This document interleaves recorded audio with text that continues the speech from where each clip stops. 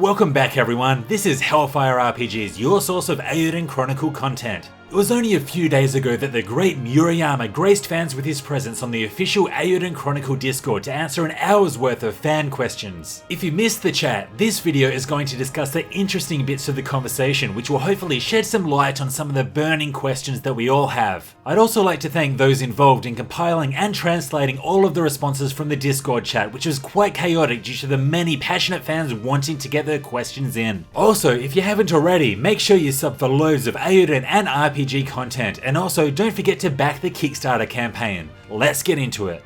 Early on, there was a question requesting more details about the Rune Lenses. He didn't provide much at the time, but there has since been an update on the Kickstarter page that provides a lot of new information. Basically, by attaching runes to your character's rune lens, you can give them new magic, skills, and increase their physical abilities. Each hero's lens is unique and supports runes of different types, rarities, and quantities. Some lenses may already contain a specialized rune that cannot be removed, others may require runes of a certain type. Also, when your heroes level up, the number of runes their lenses can hold can potentially increase. This is sounding like a much more complex system than the runes in the Suikoden series, which is a great thing.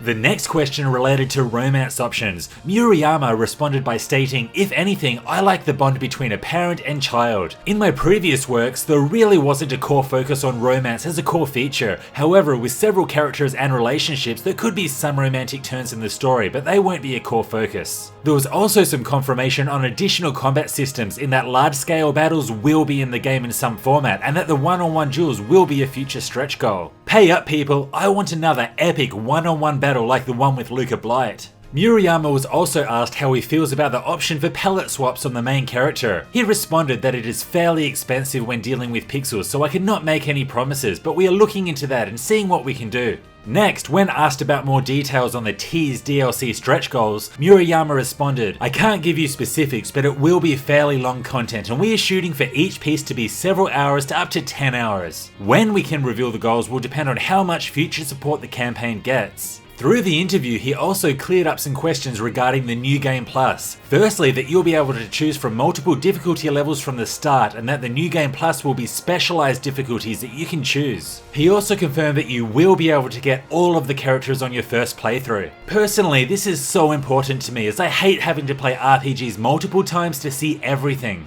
Through the Q&A session, nothing new was added about the guild system, but a recent update on the Kickstarter page did reveal quite a bit, so let's go through that quickly. In the Fortress Town's early stages, you'll need to take a direct role in expanding the town by gathering resources, conducting trade, and so forth. However, as the Fortress Town gets bigger, you'll gain the ability to found guilds. Some of these include miners, woodcutters, guardsmen, blacksmiths, cooks, and traders. Also, if you expand the guilds further, you'll be able to set up special detachment parties separate from your main party. These parties will carry out guild work and amass even more resources and funds. These resources can then be invested to upgrade the Fortress Town and its guilds even further. Something I really like about this idea is that you actually see the characters that you send out on missions. One example that they gave was this. While the more reasonable heroes may head straight to the finish line and mine the ore or defend the town that's in trouble, other heroes might be more inclined to warm a tavern seat or take side trips. I mean, I could just imagine Sheena from Suikoden taking a detour to chat up the ladies in a bar. This could be hilarious.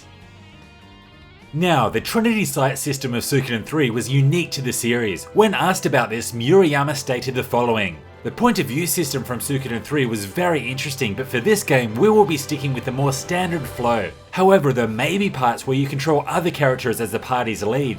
He also commented on the possible involvement of two key Suikoden staff members. Firstly is Miki Higashino. He stated that she is one of his very important friends, however she can't work on this project due to private reasons and Murayama wants to respect that. The same goes for Fumi Ishikawa, who is a friend but probably cannot join the project. There were also some interesting comments about the current development environment. Murayama stated that everyone is working from home and that it's great to be able to sleep whenever you want and no one says anything about it. This probably explains why he's always up after midnight tweeting and interacting with fans. In terms of the team's current size, he said that there are more than 10 people on the current research prototype team and that the staff members are all Japanese developers. Any fans of Vincent and Simone out there? Well, you're in luck because they do plan to have some similar type characters which will be apparent by their fashion sense. Now, the timed Clive and Elsa quests were very difficult to activate due to the insane time limitations. In response to this, Murayama stated the following: "We are thinking about whether we should add those type of characters in the game, where finding them and getting them to join your team is not easy to figure out. What do you guys think?" Personally, I would like to see some difficult allies to recruit, but I'm not a fan of these timed quests. Permadeath is something that needed to be considered in the Suikoden series. When asked about this, Murayama simply stated, "We are thinking of certain situations in which that could occur." He was also asked about multiple endings, and again, there were no details revealed about this, as he states that would be a big spoiler, so we cannot say at this time. It is also very unlikely that there will be an anime intro, as they are fairly expensive and the team would like to use that budget on the game directly. His response to this next question made me laugh. When asked if there will be a character in the game where you can only choose one, like Kasami and Valeria in Suikoden 2, Murayama simply replied, "Ha ha ha ha." I can only assume that's a yes. If you've played one of Murayama's other titles, Alliance Alive, you'll know that the leveling system was a lot different to what we usually experience. He stated that Eiyuden Chronicle will have a system that is close to a normal leveling system. Now, the world map style is something that hasn't been touched on yet. In the Japanese Q&A, Murayama stated that he would like a way to easily traverse the world map without getting into loads of unnecessary fights. Kamuta then added to this that he wishes to give the sensation of travelling on a world map, so I think that we will do this. This all sounds great to me. I love world maps of the traditional style. One of the final questions of the night was actually a response to one of my questions. I asked what his favourite RPGs of all time were, and, well, he said Suikoden and probably Eiyuden Chronicle by the time it's finished. Great answer, but I probably should have reworded that question a little. And there you have it. Those were the main takeaways from the first Discord Q&A. While nothing massive was revealed, there was quite a lot of things in there that I found very interesting, and well, it got me more excited than ever. Before you go, if Eiyuden Chronicle is going to be the best game possible, it needs our support, and to do this, we need to be making noise about it. I'll post loads of links in the description, so check them out and don't forget to back the Kickstarter if you haven't already. Also, make sure you hit like and sub for loads more Eiyuden Chronicle and RPG content. Also, come say hi on the socials. See you next time.